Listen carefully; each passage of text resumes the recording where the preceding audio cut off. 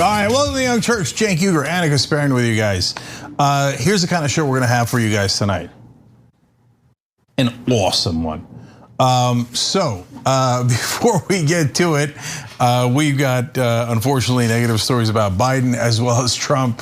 But we do keep it real. It is what it is. All right, programming notes as usual off the top.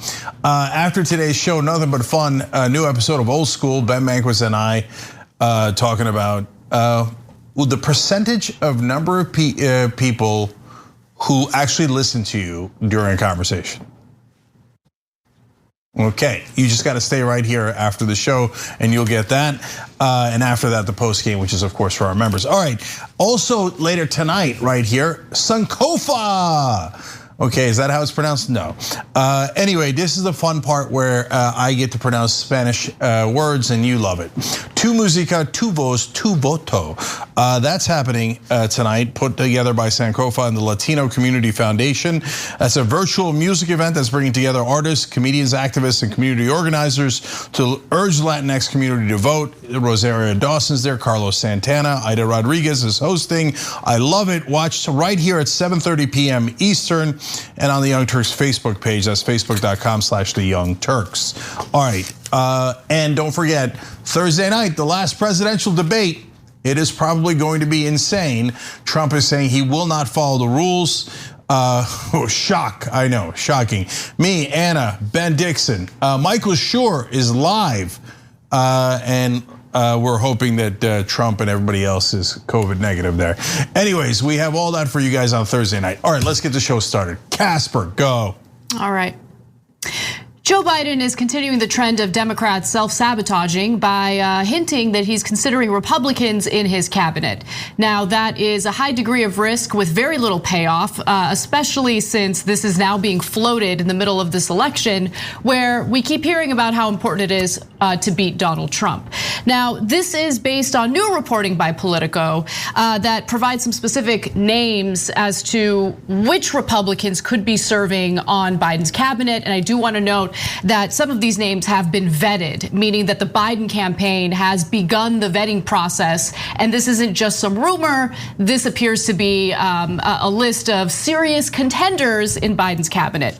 So one person close to the Biden transition said it remains a priority to have options from different parts of the ideological spectrum for the former vice president to consider. Really? No, it really shouldn't be a priority. If the whole point is to get Donald Trump out of office because he's been so disastrous.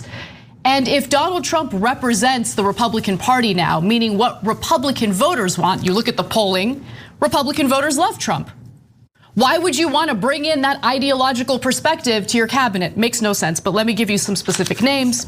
Among the names being floated for possible Biden cabinet posts are Meg Whitman, the CEO of Quibi and former CEO of eBay, and former Ohio Governor John Kasich, who by the way is one of the names being vetted right now, both of whom spoke at August's Democratic National Convention. Massachusetts GOP Governor Charlie Baker and former Senator Jeff Flake, both Republicans, have also been mentioned, as has former Representative Charlie Dent from Pennsylvania, who resigned from Congress in 2018 and became a lobbyist. Lots of fun there. Now, Cenk, before you jump in, I just want to remind you all of what the voting record was for Jeff Flake. Before he decided that he wouldn't run again, he voted along Donald Trump, or voted along with Donald Trump 81.3% of the time, and that's according to analysis from 538. Representative Charlie Dent voted along with Donald Trump 93% of the time. But we got to get Trump out of office. It's really important. It's a crisis. Anyway, go ahead, Cenk. So there's several different things here. First of all, don't tell us how important it is to beat Republicans, and then at the same time tell us, I can't wait to put Republicans in my government. That makes no sense at all. And I know in Washington world that makes sense, because that's how else would we get deals to cut taxes for the rich, unless corporate Democrats and corporate Republicans work together. Well, we don't want those deals. The Democratic voters don't want those deals, and the American people don't want those deals, and I'm basing that on polling. Second of all, look at how much they help Republican framing. Oh, no, they're still moderate and reasonable Republicans. Republicans are totally moderate and reasonable. It's just Donald Trump that's the problem. But Charlie Dent, who agreed with Trump 93% of the time, that's a fact. That's not an opinion. That is not, hey, Charlie Dent went and looked respectable on television. Charlie Dent went and said something slightly critical of Donald Trump 2 or 3 times in his life. No, he voted. Actions matter way more than anything else. He voted with Trump 93% of the time. Yeah, oh, that's wonderful. I can't wait to put him in the cabinet. When you put someone in the cabinet, you know what it means? It means theoretically that they are the most qualified person in the country for that job. So you would be saying, I don't think there's a single Democrat in the country who's more qualified than someone who voted with Donald Trump 93% of the time. That's an insane thing to say if you're a Democrat. God, they know nothing about politics, nothing. So, and you say, hey, well, Cenk, come on. The guy's about to be president. How could you say he knows nothing about politics? Because over the long term, the Democrats constantly reinforce Republican framing. That is why during the Obama years and the beginning of the Trump years, over a decade, they lost 1,000 seats, 1,000 seats nationally. And they have every demographic advantage. When you look at the polling, they have massive advantages on almost every policy issue. The Democrats, with the positions that they hold, almost cannot lose national elections. But yet somehow they managed to lose to Donald Trump the first time around because they're grotesquely incompetent. And now they come around and go, oh, I'm gonna fill my cabinet with Republicans after I asked you to give me hundreds of millions of dollars to defeat Republicans. It's insanity. Now, one more thing at least. So you're telling me you're looking across the ideological spectrum. So is Bob Rice going to be the Treasury Secretary? Yeah, right. Oh, how about a moderate progressive? Elizabeth Warren, is she gonna be Treasury Secretary?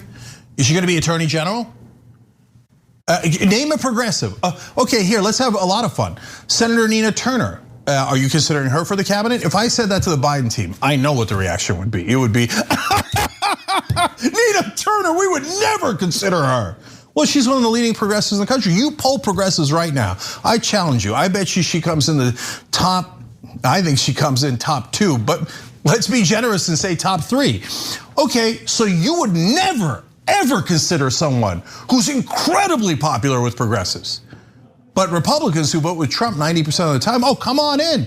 Biden administration is open for business. If on top of all this, they name a lobbyist / Democratic consultant, especially a lobbyist, someone who works for corporations as his chief of staff, then you'll know. And it's not us progressives. It'll be Biden's team declaring war on progressives and saying, no, we're gonna stuff the cabinet with Republicans and lobbyists. And we were kidding. We're never gonna do. All we're gonna do is, yes, we'll protect democracy. We're not fascists. So you dodged the bullet on that one, but everything else, business as usual. We're gonna go back to the corporate machine, crushing all of you until Democrats lose the next election. No, I mean, look, this outcome is worse than what we experienced during the Obama administration. As you guys can all remember, during the Obama administration, we had a president who was overwhelmingly concerned with criticism from the right wing. He was constantly trying to appease them. He was overwhelmingly concerned about how Fox News was covering him.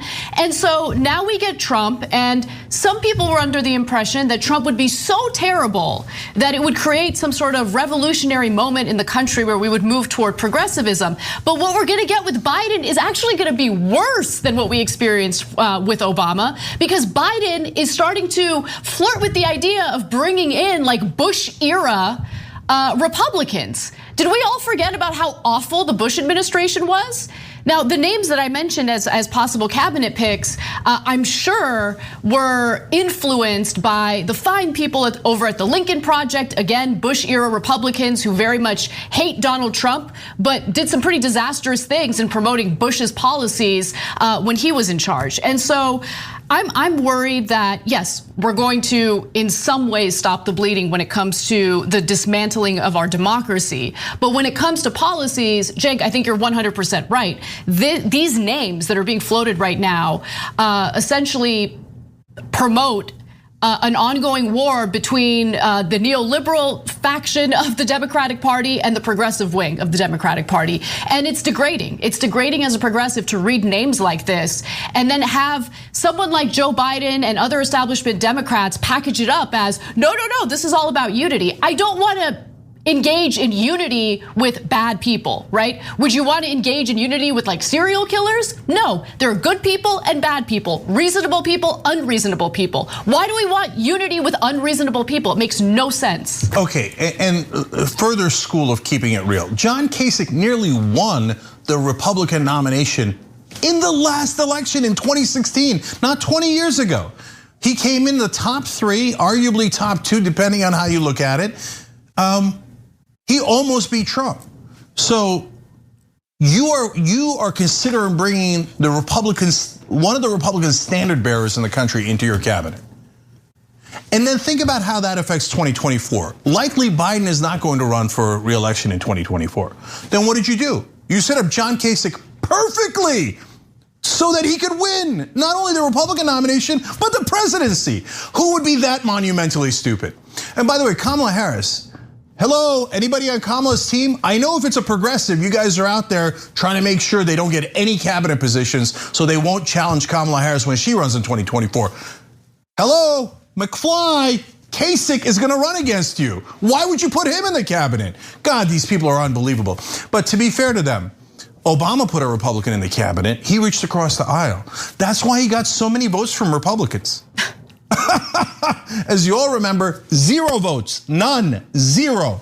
They tried to kill it. Not only did they not vote for the Affordable Care Act, they tried to kill it over 50 times while Obama was president, and another 20 afterwards. And so, and what did Obama get for reaching out across the aisle and for putting Republicans in his cabinet? We all know that it was nothing. So why would you repeat that mistake and help Republican framing and help Republican reputations while you're doing it? Look, one of our members wrote in a funny comment. He's got a funny handle too. His handle is Nipple Pierce Jenkins Skinny Jeans. Makes me uncomfortable every time I say it, but you could have me say those things too if you remember tyt.com/join. So anyway, he wrote in, hope Trump won't be in Biden cabinet. Team of rivals. Republicans are so reasonable. We gotta beat Trump. And so if you're willing to put someone who agrees with Trump 90% of the time in the cabinet, I don't know, is Biden considering Trump? I know he would never consider real progressives in the cabinet. God forbid, God forbid. That's his base. The ideological spectrum ends before we get to his base, but it extends all the way into Trump's base. Well played, Democrats, genius move. All right, well, let's move on to some other news, including what's happening with the stimulus negotiations. Not so great. So Trump is begging the Senate GOP to pass economic stimulus, and he's specific about wanting to pass something that's more robust than what House Democrats have approved. You know, they approved their stimulus package months ago to the tune of $2.2 trillion. Now, during a recent interview with Fox and Friends, Trump tried to make his case, even though Mitch McConnell and Senate GOP are very much against this type of spending. Take a look. What could you tell us? Because Mitch McConnell isn't exactly on board with those negotiations. Well, he'll be on board if something comes. But let me just explain that it's very simple. I want to do it even bigger than the Democrats. Now, not every Republican agrees with me, but they will. But I want to do it even bigger than the Democrats. We want to do it, but Nancy Pelosi doesn't want to do it. We'll see whether or not she changes her mind. But we want to do it. Mr. President, she's at 2.4 trillion, and you want to go bigger than that? John Thune says she's at 2.2. Okay. And I would like to go. I would be willing to go more. She doesn't want to do anything until after the election because she thinks that helps her. I actually think it helps us because everyone knows that she's the one that's breaking up the deal. Senator Thune says he doesn't want to even go close to 2 trillion. Would you pass this with mostly Democratic votes? Would you pass it with mostly Democratic votes? I'd take all the votes you could get, whether it's Democrat or Republican. Now, of course, Donald Trump is panicking because his re-election bid doesn't look so great, and possibly passing stimulus could help him. At least that's what he thinks. Now, again, Mitch McConnell has been against Donald Trump's version of stimulus. That proposal, we still don't know specific details about. We just know that Trump wants to spend $1.8 trillion. John Thune isn't the only member of the Senate GOP who has spoken out against that type of spending. Mitt Romney was also asked about it, and Mitt Romney said that that price tag related to Trump's proposal is much too high. Also, Senate Republicans on Tuesday will try to advance a standalone Paycheck Protection Program bill to help small businesses reeling from the coronavirus pandemic before moving on Wednesday to vote on the same $500 billion stimulus bill that Democrats blocked last month. So Mitch McConnell has been very clear in stating that the only type of legislation he's willing to support related to stimulus is the $500 billion proposal that specifically helps businesses. But McConnell also noted today that if Steve Mnuchin and Nancy Pelosi negotiate and come to some sort of deal, he will allow for the Senate to vote on that legislation. However, we haven't heard anything from Pelosi and Mnuchin yet. We know that they were still negotiating today, but we still have no word as to whether or not they've come to any type of agreement. All right, so let's be clear about the facts. Pelosi's at 2.2 trillion, as Trump admitted there. Trump, last we heard, was at 1.8 trillion. So he is not higher than Pelosi. It's just not true. Second of all, Mitch McConnell is at 500 million. We're not the ones saying that. Mitch McConnell's saying that. He's saying, I want to introduce a bill that's only 500 billion. And that's it. So he's nowhere near 2.2 trillion. So whose fault is it that they don't have a deal? Look, people think, oh, you guys are biased against Donald Trump. No, we're biased towards the facts. In this case, the person guilty is unquestionably Mitch McConnell. It's not Trump. So, and you know why? Trump's got an election coming up. He wants to send out $1,200 checks with his signature on them. That's not complicated. And he's thinking, what the hell are Republicans not doing this for? What are you guys, nuts? Let's go bribe people right before the election. How stupid are you? And on that, Trump is right. And I think part of the reason Pelosi's hesitating is because of the same reason. Are we really gonna let Trump send out checks with his names on it? Like literally, as people are about to vote, they get a check in the mail with Trump's name that says $1,200. Is it because of Trump? No, it's the whole government. But you know how optics work, and people don't follow all the details of who's responsible, et cetera, on this stuff. But look, if you're wondering, as I am, and I asked a guest recently on the conversation about this, what the hell is Mitch McConnell doing?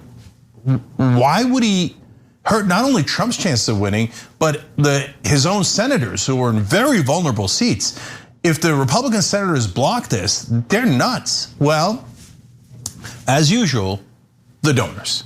Now, the donors want the money to go to businesses. That's why there's like 500 billion to businesses. Great. To actual Americans, no. We vote no. Okay. Now, I think that's insane because I think it'll crash the markets, it'll hurt themselves, but there's no end to the infinite greed. And so they don't want anything going to the average American. They want it going all to business. And I saw Elon Musk tweet against the stimulus, saying no more for the workers and for the rest of the economy. I don't know why they have that position when I think it's absolutely mental. But according to the analysts, at least 20 Republican senators will vote no if it's higher than 500 billion. So even Mitt Romney's saying, well, I'm not comfortable with 1.8 trillion. I think it's too much. So have at it, House Republicans, kill it. We'll pass it right after the election, okay? But understand that if there's one party responsible for making sure you're not getting any relief right now, it is indisputably the Republican Party. All right, well, we got to take a break. When we come back, we have more news for you guys, including Donald Trump basically admitting to a felony bribery, and then ExxonMobil trying to come to his rescue. It's one of my favorite stories of the day. And then Chief Justice John Roberts saves the day when it comes to expanding voting rights in Pennsylvania. We have that and more when we return. We need to talk about a relatively new show called the Republic, or UNFTR. As a Young Turks fan, you already know that the government, the media, and corporations are constantly peddling lies that serve the interests of the rich and powerful. But now there's a podcast dedicated to unraveling those lies, debunking the conventional wisdom. In each episode of On the Republic, or UNFTR, the host delves into a different historical episode or topic that's generally misunderstood or purposely obfuscated by the so-called powers that be, featuring in-depth research, razor-sharp commentary, and just the right amount of vulgarity. The UNFTR podcast takes a sledgehammer to what you thought you knew about some of the nation's most sacred historical cows. But don't just take my word for it. The New York Times described UNFTR as consistently compelling and educational, aiming to challenge conventional wisdom and upend the historical narratives that were taught in school. For as the great philosopher Yoda once put it, you must unlearn what you have learned. And that's true whether you're in Jedi training or you're uprooting and exposing all the propaganda and disinformation you've been fed over the course of your lifetime. So search for UNFTR in your podcast app today and get ready to get informed, angered, and entertained all at the same time.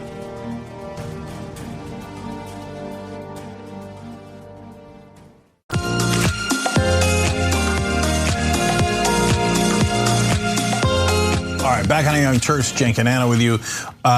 Aspirations at it again, doing something fun for you guys. They're putting together a contest so that we can pick 4 random people that have aspiration accounts to talk to me after the election. We're gonna do a little panel off air, just me and you guys, and talk about what happened in the election and the future, especially for progressives.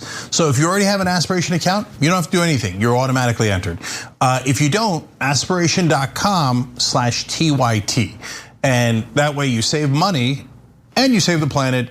And we might talk after the election and do a fun little panel together, okay? So aspiration.com/TYT. All right, now thanking some of the members that just joined up on YouTube. Janet Schmidt, Sharon Kiley, Barles Charkley, that's funny, Dana Engelbrecht. So they just hit the join button below on YouTube and signed up, and we appreciate it. Now let me go to our members on our website. No More Trigonometry says, yeah, and they told us Bernie wasn't a real Democrat. Meanwhile, Biden is welcoming Republicans into his cabinet with open arms. Okay, that hashtag facts. And Susan R26 says, Ohio had a constitutional ban on gay marriage, and Kasich fought to keep it there. By the way, this was tweeted by the Democrats' Twitter account back in 2015. Oh, Kasich, you want to make sure that gay people don't have the same rights as straight people. Welcome to Biden's cabinet. We're at least considering it, vetting it, etc. Progressives, no thank you, not interested. We're not that ideologically diverse. And finally, Chris Durand, in the member section at least, said, stares at Biden in $250 donation to tyt.com/go. And then he says, F around and find out, establishment Dems. I love that. So, hey, look, man, our job is to hold them accountable. You like that, you support us, we support you. That's how it works. tyt.com/go. Let's take a look at the thermometer real quick. Trying to get to 200,000. Hey, we were trying to get to 61,000 at the end of the segment or the show yesterday. We're at 61,854. Let's try to get to 62 by the end of the segment. That would be amazing. Thank you guys. And last couple here are from Super Chat.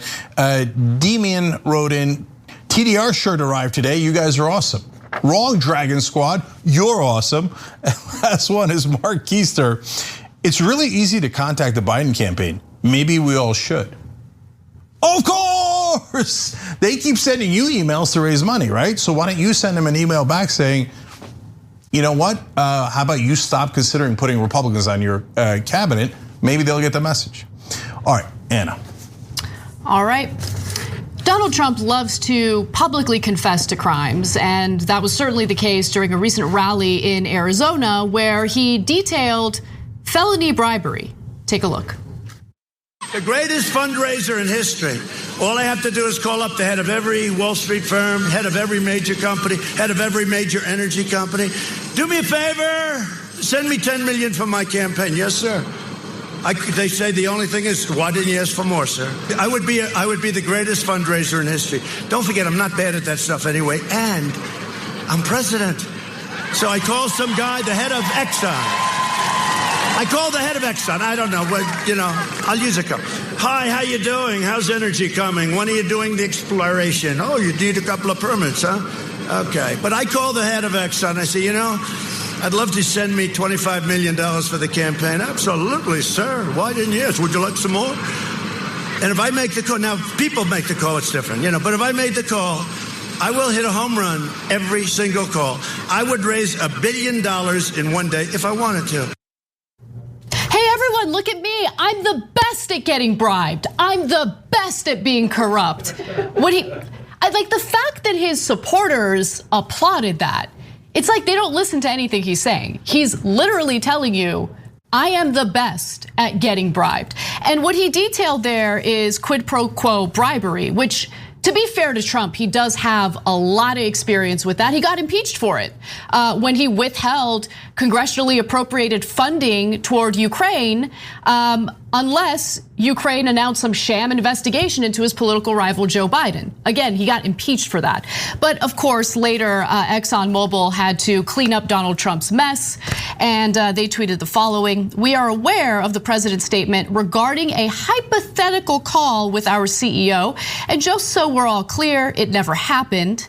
But we should take a look at what does happen on a regular basis when it comes to legalized bribery in this country. Because Trump is crushing Joe Biden in campaign donations from the embattled oil and gas industry. The president and outside groups aligned with him have raised nearly $13 million from individuals at oil and gas companies. That easily dwarfs the $976,000 the industry has sent to Joe Biden. Trump has touted an agenda of American energy dominance, marked by cutting environmental regulations and pushing energy exports. That type of quid pro quo happens all the time, every single day in America. The only thing that makes it illegal is if you call it what it is publicly and acknowledge that you're being bribed. If you're not saying those words overtly, it's totally fine. Okay, first funny part of this is, I'd call him up, how's energy coming? What does that mean? How is energy coming? It's an unsolvable riddle. Anyway, so now on the important stuff. He says, well, I mean, it's a hypothetical. Of course, he's not gonna call them up and ask them how energy is coming, and they're not going to send him checks. Except they did, as Anna just showed you. They sent him $13 million in checks. And he did open up public land for drilling. And he did give them literally every single policy they asked for, literally. But the $13 million that went to his campaign from them had nothing to do with the policies. That's what we're told. By the way, we're not just told that by Trump and the Republicans, we're also told that by the Democrats and the mainstream media. No, the $13 million from oil and gas companies are because they care about our health and they just wanted to be charitable. Who is maniacally stupid enough to believe that? Even QAnon wouldn't believe that. Nobody would believe that. Unless you work in Washington, you're like, oh yes sir, ExxonMobil giving $13 million and other oil and gas companies. Of course they did that for everybody's health because they care so much about the American people. That's why they give $13 million. No, it's a bribe. Everybody knows it's a bribe. wolf-pack.com/join. Fix it, get an amendment. Supreme Court option is dead. Your only choice is wolf-pack.com. So anyway, I mean, and the crowd goes nuts. Remember his slogan in 2016, probably the single most helpful thing to him during a campaign was drain the swamp. Now they're basically chanting, fill the swamp, fill the swamp. Okay, now we say all of this as if like any of this is hypothetical or theoretical. Remind me who Donald Trump's Secretary of State was. Oh right, the CEO of ExxonMobil. I'm not kidding. Rex Tillerson, his first Secretary of State, was the CEO of ExxonMobil. So it's not, and how would he know that he could do that with Exxon? Because he already did. If you can't see that, you're blind and you're in a cult, and you might be in one of two cults. Cult 45, Trump's cult. Oh, when Trump takes bribes, it's the best bribes, the best bribes. He's so good at taking bribes, right? Congratulations. Or you're in a mainstream media cult, where you're like, no, I don't see any bribes. No, I think all the politicians are honorable.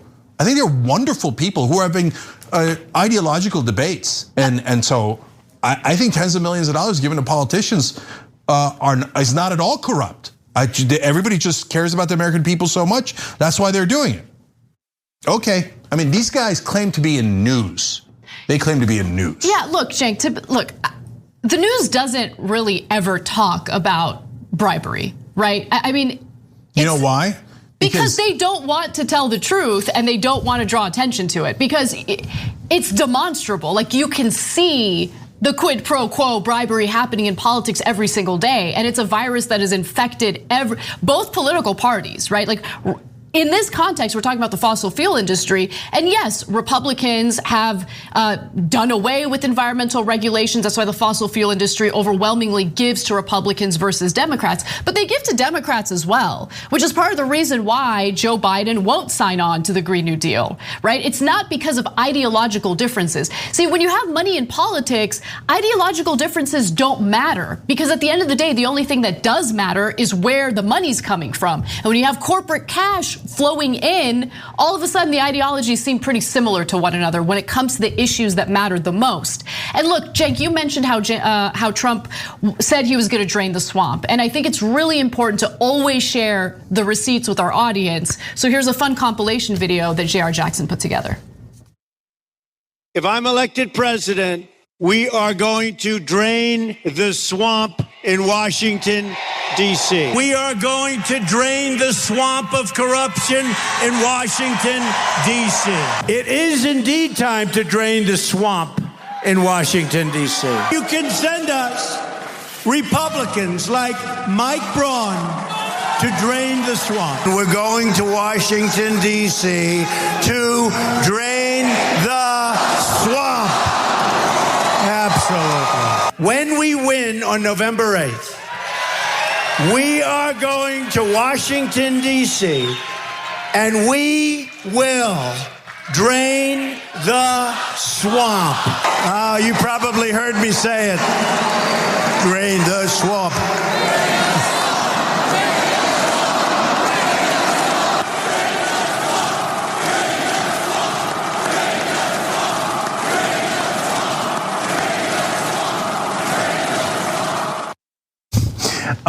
He, of course, left out the rest of the sentence. And then fill it with ExxonMobil oil. Fill it with ExxonMobil oil.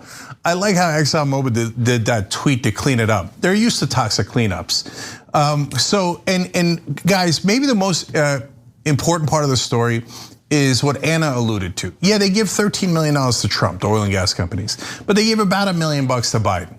And what did Biden say during the last debates? I won't end fracking. There's no way I'm gonna end fracking, okay?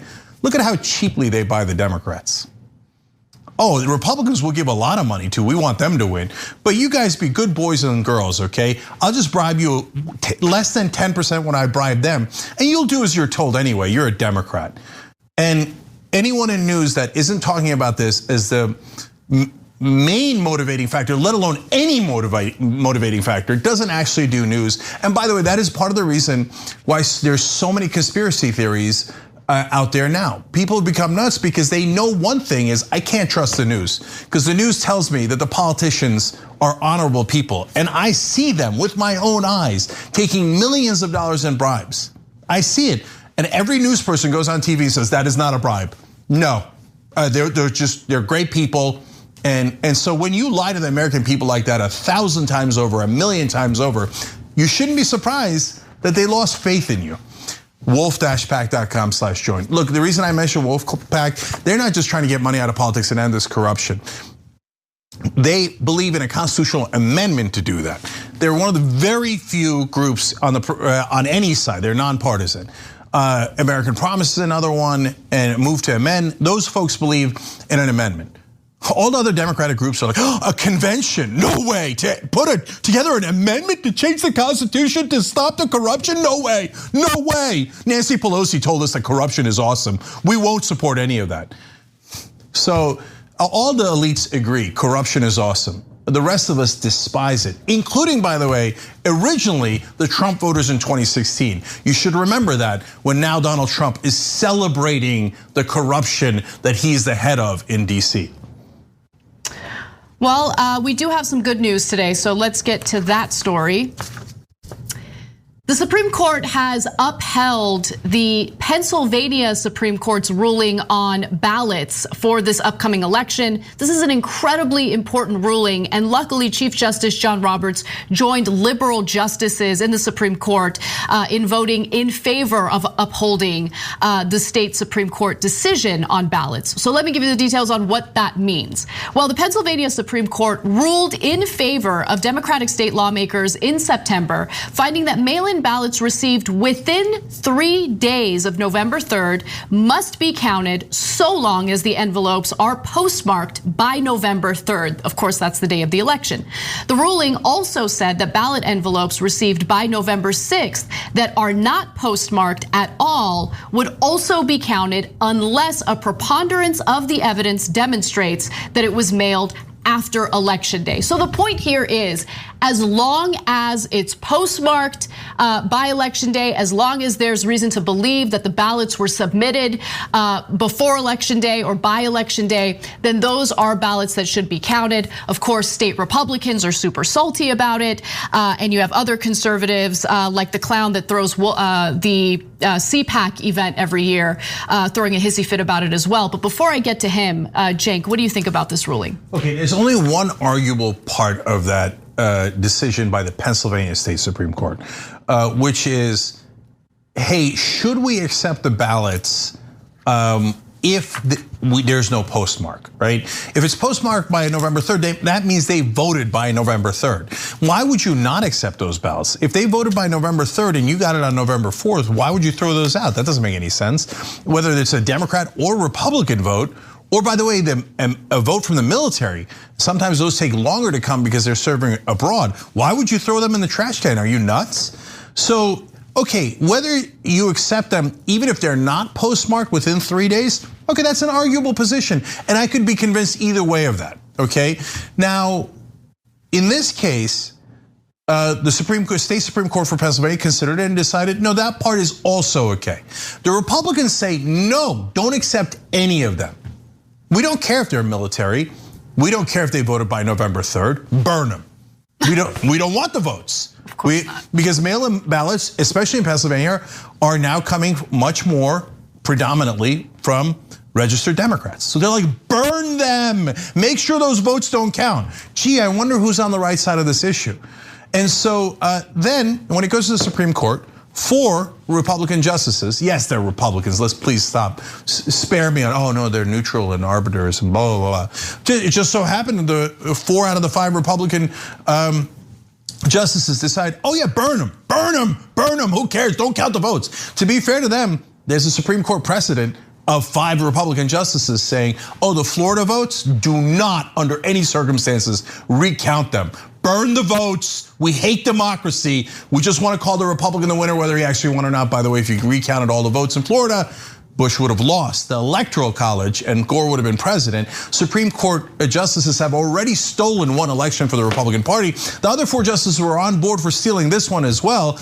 Pennsylvania is perhaps the most critical swing state. John Roberts amazingly said no. Now, I don't know why he said no. The court didn't clarify. They just explained who voted in which direction. But if you're a conservative, what's the number one thing that you believe in? And maybe it's top 3, maybe it's number 1. States' rights, right? So it is the right of the Pennsylvania Supreme Court to rule on a Pennsylvania law. There's no disputing that, there's zero dispute. So John Roberts likely thought, well, this is what I've been saying my whole life. This is what my colleagues have been saying our whole lives. So of course it's a state issue. The other 4 Supreme Court justices that are Republicans go, no, you're an idiot. We don't care about states' rights. We don't care about any principles. We don't care at all. We just want the Republicans to win so that we can get more power and, by the way, impose our religion on everyone else. John Roberts trying to actually care about legal principles. That's funny. Well, now it's 4-4. By the way, Amy Coney Barrett gets on. Good night, Irene. If they get her on before the election, there's a pretty good chance they'll just flat out steal the election. Oh, no. Because she'll vote with the other 4, no question, no question. They say, oh, the ballots we didn't count yet past election day.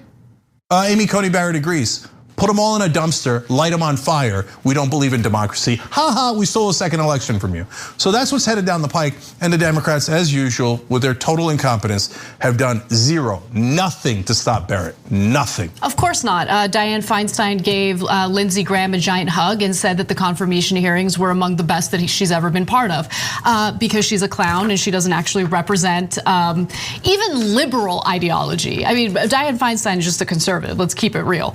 But no, Cenk, you brought up Amy Coney Barrett, and if they get her confirmed prior to the election, what that would mean. In a related story, Mitch McConnell had a conversation with Donald Trump and urged him to not try to pass stimulus before the election, because he believes that engaging in the stimulus debate will derail them from confirming Amy Coney Barrett. Why do you think they're so desperate to confirm Amy Coney Barrett? I mean, look, I'm speculating as to how that conversation went down, but I would speculate that Mitch McConnell is telling Trump, look, I know you're freaking out about your chances of getting reelected, and that's why you want to pass this stimulus bill. But don't worry, we can go ahead and get this conservative confirmed at the Supreme Court. We'll just steal the election. Don't worry about stimulus. So I really do think that that conversation was related to, Amy Coney Barrett and the fact that they just want to make sure that they get another conservative judge confirmed. So when push comes to shove and they're debating whether the election results are valid, of course, the Supreme Court, with that conservative majority, would vote in favor of Trump. At least that's the calculation I think they're making. But one final thing about this story. So Matt Schlapp, who is the head of the American Conservative Union, he's also the person who puts together CPAC every year. It's that conservative gathering. Tweeted in response to Roberts' decision, and he just says, impeach Roberts. But it's not the first time he has suggested that Chief Justice John Roberts get impeached. Previously, this is a tweet from July 1st, he wrote the following: if John Roberts is going to act like a politician, the ACU conservatives should start grading his votes like a politician. He lied to the president, the Senate, and the country. He's imposing his judgment over the law, which is despotism. So what's amazing is the following tweet, which he also suggested impeaching Roberts. This is from May 30th. He says, impeach John Roberts, who lied to America when he said he would not play politics or be an activist.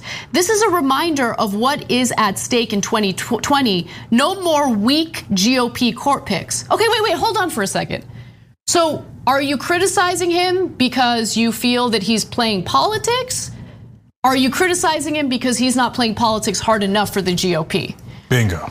That's exactly right. There's no disputing that. It's as clear as day in his own tweets. And he's like, he lied to the president and the Senate. No, he did the same thing everybody does when he goes up for confirmation. He says, I'm gonna call balls and strikes, etc. I thought he was lying, everybody thought he was lying, that he would just do whatever the Republicans wanted. And by the way, in 90% of the cases, he does. But he dares to disagree in about 10% of the cases. Impeach Roberts! Because he's not doctrinarian. He won't let us steal elections. He actually believes in democracy. Impeach him! We want someone with no brain at all. Amy Coney Barrett apparently is perfect. Schlapp loves her. Suck her brain out, put in and say, hey, vote only with the Republican Party. That's it. Perfect zombie for the Supreme Court. And he says he acts like a politician. Wait a minute, that doesn't make any sense. He's going against the party that nominated him in this rare instance. That would be the opposite of acting like a politician. On the other hand, Sam Alito, Clarence Thomas, Neil Gorsuch, and Brett Kavanaugh totally lied during their confirmation hearings. They vote almost every time with whatever the Republican position is, whatever the Trump position is. And I'll go further than anybody as usual. They're un-American. They don't believe in counting votes. What's more un-American than that? They hate democracy. And to be fair, Republican justices have hated democracy for a long time, including guys like Antonin Scalia, who stole the 2000 election and said, whatever you do not count votes. What do you think, this is a democracy? No, us Republicans love authoritarian government. We love fascism, we hate democracy. That's why we don't want you to count the votes. Those are facts. If they rule the other way, great, no problem. But if they rule that way with no foundation at all other than burn the votes, that's the definition of being un-American. When we come back from the break, we'll share some details on what Trump supporters are planning to do to intimidate voters at the polls. We have some specific messages from their message boards.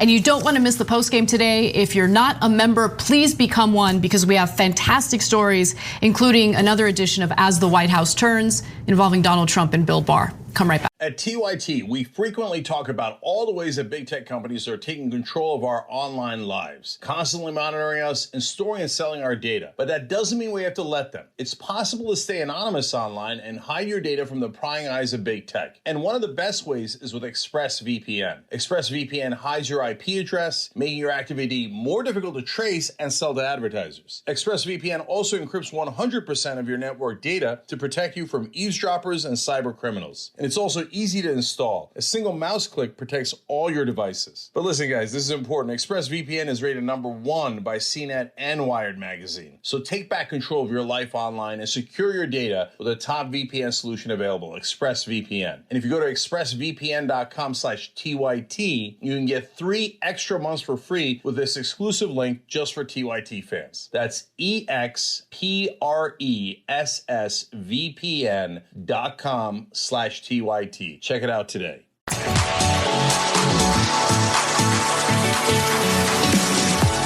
All right, back on the Young Turks. Remember, Old School is live next, and then we got the post game for members and all of Old School as well. TYT.com/join. Or hit the join button below if you're watching on YouTube, as Big Brother Motown, Dean the Vegan, Nat A, Dana Darden, and Keneal Shah just did. I'm gonna read one member comment here. Time Potato said, when Trump drained the swamp, at the bottom of it, he found Republicans, and there was much rejoicing. That's funny. Leith Kristen Mero says, thank you, Cenk and Anna, for everything you guys do. You keep it honest and for and by the people. Love/hate watching Trump beg for money. It's like when he begged women to like him. Yeah, that was good. That was it. Oh, please, women like me. A little too late for that. Keneal Shah then wrote in on Super Chat and said, chat. Anyway, so we need good for the earth companies to funnel a couple $1 million to the following. Biden's second term campaign, I don't know about that. 2028 progressive candidates, yes, et cetera, et cetera. No, look, Aspiration is great in doing what they do and planting trees and not using putting your money in fossil fuel. Too Strong Coffee is awesome at getting money to Wolfpack, Just Democrats, Rebellion PAC. You buy 2 bags or more, they send some of the proceeds there, and TYT. But I don't want them bribing politicians. I don't want to do tit for tat on that at all. But meanwhile, TwoStrongCoffee.com/TYT gets you awesome tasting coffee that's progressive, organic, fair trade, and does help those groups. Last things on Twitch, we have a great audience there. I'm just gonna read some quick subs here. Coop DeJarnac, Pinker Bell, Pixie, Etham Tolga, Abi Nusser, Little Cake with Sprinkles, Bad Brandon 71, Moline 14, Alyssa's son, who wrote in Too Strong, love it, Alyssa, and Triskel 000. You guys are all the best. Anna. All right. Well, as we know, Donald Trump supporters are looking to intimidate voters at in-person voting locations. And now we have more details based on how they're communicating to one another on publicly available chat forums. So these far-right groups on thedonald.win say things like this. Consider this polling station on lockdown, says David Gilbert, says one individual. That's what a member of the far-right message board, The Donald, posted this week alongside a picture of a South Carolina poll manager's handbook. David Gilbert is the vice reporter who is reporting on this. Now, a comment on the same post also read, my polling place is gonna be like trying to enter North Korea, effing locked down. I will be honoring the BLM movement by working in blackface. And by the way, this is the result of Trump calling on his supporters to be so-called poll watchers during the first debate. That was when he said it. And his campaign has been following up this rhetoric ever since. The Trump campaign has set up a website with the militaristic title Army for Trump, which is recruiting supporters for election day operations. So now members of the Donald are acting on cues from Trump. One member posted a picture of a reference guide for a voter service and polling center judge in Arapahoe County in Colorado with the caption, all your polling stations belong to us. A user called Linkinu posted a picture of a manual for poll workers in New York State, while another user posted a picture of an electronic poll book training manual. So basically, they're literally getting hired as poll workers as well. We've shared stories in the past of how the Trump administration, Trump campaign, I should say, is planning on hiring armed off-duty law enforcement to also serve as poll watchers. And so, listen, if you have the ability to vote by mail or vote ahead of time, vote early, do whatever you can, because as we can see from the actions being taken by Trump supporters, they're doing anything and everything they can to intimidate people from voting. And don't, under any circumstances, let them intimidate you. Now, of course, we have a giant problem here, which is that this problem should be taken care of right away. You get the police on it, they protect the country and democracy, and they find out who these folks are, if they can. But most importantly, on the day of the election, they're on standby. Not the far-right militias, but the police are on standby to immediately go to polling stations, sort out problems so people don't wait in line, so they don't get intimidated. Because remember, the right wing doesn't have to win a fight at a polling station. They just have to create a fight. Once you create a fight and people are scared and they don't show up to vote, it's in Democratic areas or heavily Democratic areas, that's mission accomplished. So it is so important for the cops to be on top of that and to make sure that that does not happen under any circumstance. The problem is, oftentimes the cops are not on our sides. So there's a cop in one of these states who said, no, I'm not gonna do anything about it. Okay, that was in the Vice story. And 5 of the battleground states allow for people to walk into polling stations armed. So, and then the police, in that case, rightfully go, that's the law, there's nothing I can do about it. They could all walk in with weapons. They can't point it at people, they can't fire it. We hope the police would do something about that. But they could come in brandishing weapons and try to intimidate people. Gee, I wonder who's on the side of democracy and who's on the side of dictators and fascists. And these are the same little crybabies that said, oh, there was 2 Black Panthers at a polling station in one election in 2012 in Philadelphia. Oh my God, there was 2 black people. I was intimidated because they're black, right? Meanwhile, they come in heavily armed ahead of time telling you, oh, we're gonna try to intimidate you and block you from voting, including with our weapons. And there's barely anything done about it. The disparity in this country is mind-boggling and maddening. Yeah, and one of the things, Cenk, that really stands out to me is how they're under the impression that Democrats are trying to cheat.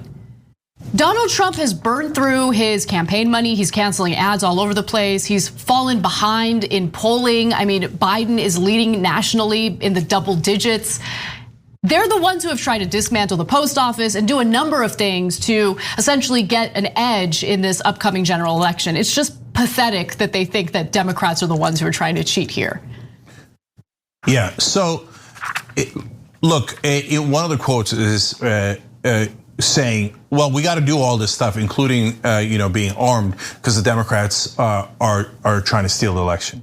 Look, guys, it's fascism 101 for them to put onto people what they themselves are doing. So there's so many things wrong with that. Anyways, we got to go, guys. An amazing post game, and Old School's here right now, so you don't have to go anywhere. Post game is next, and then yeah, post game. That's next. We'll see you soon.